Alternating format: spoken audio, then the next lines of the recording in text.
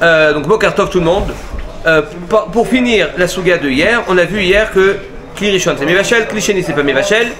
Et Irui Kli Rishon, on avait vu qu'il y avait deux avis pour l'instant dans Tosfot. On a vu la première vision, c'était celle de Rabbeinu Shmuel qui disait que c'était comme un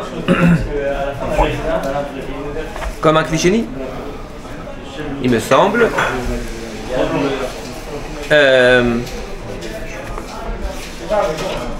Il y avait Rabbeinu Shmuel et Rabbeinu Shmuel disait que c'était comme Kli Sheni. Pourquoi il disait que c'était comme Kli Sheni? On avait vu que c'était Midin, Tata et Gavar. C'est-à-dire que celui qui est en dessous, c'est lui qui domine. Ouais. Et donc, le Hiru Kli Rishon n'est pas Mevachel du tout. On avait la chita de Ri. Ri, il disait que le Hiru Kli Rishon est comme un Kli Rishon. Et il a amené une preuve d'un Yerushalmi et de Zvachim, comme quoi, eh bien, même un Kli Nechoshet, eh bien, il absorbait. Et donc s'il absorbe, forcément, eh bien, aussi il y a un bichoul. Et à la Khalémassé, on tranche en fait comme Rabbeinu Tam, même Rabbeinu Tam, Bat Yosef, Magan Avram. En tout cas, Tosfot, tout ce qui est certain, c'est que Tosfot lui-même, il tranche à la Khalémassé que Hiru Kli Rishon, c'est Oser Kedé Klipa. C'est-à-dire que lorsque, pendant Shabbat, vous prenez de l'eau qui était sur la plata et vous le versez sur des épices ou vous le versez sur une orange, alors là, d'accord, la personne qui a fait ça, il a été ouvert, il a transgressé un interdit d'ordre toraïque, midéoraïta, d'accord, de bichoul. De bichoul, mais évidemment, il a été mévachel que l'enveloppe extérieure, c'est-à-dire que la partie extérieure de l'aliment. On a vu pas mal de nafkaminot, et entre autres, on sait très bien que quelqu'un qui a fait une melacha pendant Shabbat, Beshogeg, eh bien, je n'ai pas le droit d'en profiter. Personne n'a le droit d'en profiter pendant Shabbat jusqu'à Motzei Shabbat. Dans un Derabanan, on peut peut-être être un peu plus coulant, mais dans un Deoraita, et en particulier les Sfaradim,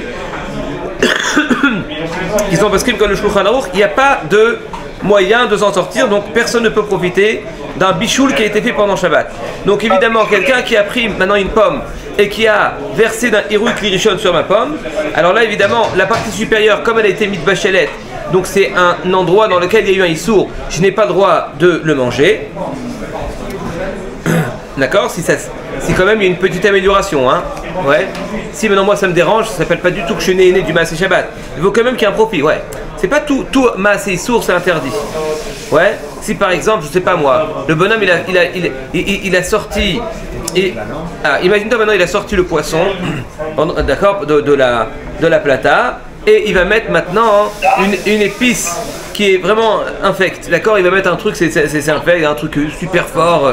Ouais, et moi j'ai horreur de ça. Alors même s'il a fait un bichoul, c'est comme je profite pas du issour, donc ça reste autorisé. Donc encore une fois, donc si maintenant par contre, quand le bonhomme eh bien il a fait un maaseh issour, et bien donc du coup ce maaseh issour il est que sur la partie extérieure de l'aliment. Donc la partie extérieure j'aurais pas le droit de le manger, mais la partie intérieure je pourrais le manger. D'accord, et c'est pas le cas que si quelqu'un avait pris maintenant une pomme et l'avait mis dans mon Kli Rishon pendant Shabbat, parce que là. D'accord, eh bien, ça en tout cas, ça a la possibilité, sauf si on voit que non, mais ça a la possibilité technique d'être mévachel, même l'intérieur de la pomme.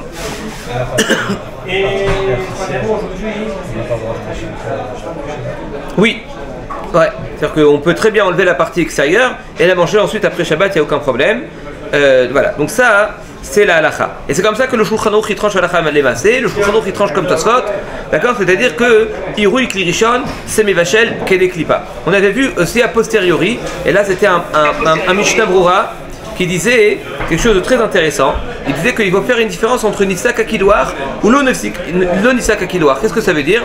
D'accord, lorsque je verse, est-ce qu'il y a un jet qui est continu entre les deux kélim, entre les deux ustensiles? Par exemple, j'ai maintenant une casserole qui était sur la plata et je vais verser, d'accord, admettons c'est une soupe, et je vais verser de cette soupe sur un aliment.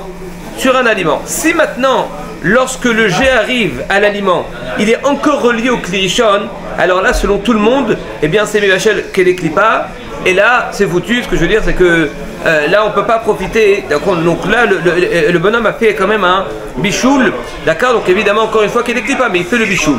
Par contre, Michila, monsieur Ventura, Michila, par contre, si par contre il y a une interruption, c'est-à-dire que lorsque il va verser, c'est au compte-goutte. C'est-à-dire que au moment où ça touche l'aliment, il n'est pas directement relié au Kli Rishon. Alors là, comme c'est une marque locale, comme il y en a qui pensent que, je me rappelle, c'est dans Siman Tzadik Aleph, le Bitrichoua il ramène, il me semble au nom du Noda Biouda, mais je ne suis pas sûr, il me semble au nom du Noda Biouda qui dit que lorsque Nifsak Akiloar, alors là, il n'y a pas de. Il n'y a pas de bichoul. Il y en a en tout cas, il y en a qui pensent qu'il n'y a pas de bichoul dans un cas où c'est Nifsak Akiloar. Comme il y en a qui pensent comme ça, nous on sait que l'interdiction de ne pas profiter d'une mélacha pendant Shabbat qui a été faite par un juif, c'est une interdiction qui est d'ordre rabbinique, qui est midi rabanan. Comme c'est midi rabanan, donc on pourra toujours s'appuyer sur ceux qui, d'accord, sur ceux qui sont mekilim. Or, comme il y a des poskim qui pensent que lorsque c'est Nifsak Akiloar, c'est-à-dire qu'il y a une interruption. Il y a une interruption au moment du versement. Il y a une interruption entre lorsque le liquide a touché l'aliment et le keli, d'accord. Donc en fait, j'ai fait vraiment au compte-goutte. J'ai fait comme ça, de telle sorte qu'au moment où ça touche et c'est déjà plus relié au keli. Alors dans cette situation-là, alors évidemment les khatrila, on n'a pas le droit de faire ça Shabbat, mais celui qui aurait fait un truc pareil, eh bien a posteriori, il pourrait quand même manger même la partie extérieure, d'accord. Pourquoi? Parce qu'on peut s'appuyer sur ceux qui pensent qu'il n'y a aucun problème de bichoul dans un cas de Nifsak Akiloar. Donc ça, c'est voilà. Donc on a fini. Le Seif Yud, et bien Hashem demain on va commencer les Seifim Yud Aleph, Yud Bet qui sont ensemble. C'est une entité, c'est des Seifim qui sont extrêmement importants dans la notion de Bichoul. Demain Bezrat Hashem on verra l'Agmara. Donc l'Agmara, on commencera avec l'Agmara, les Shitod Rishonim jusqu'au Shulchan Aruch et la Halacha Bezrat Hashem.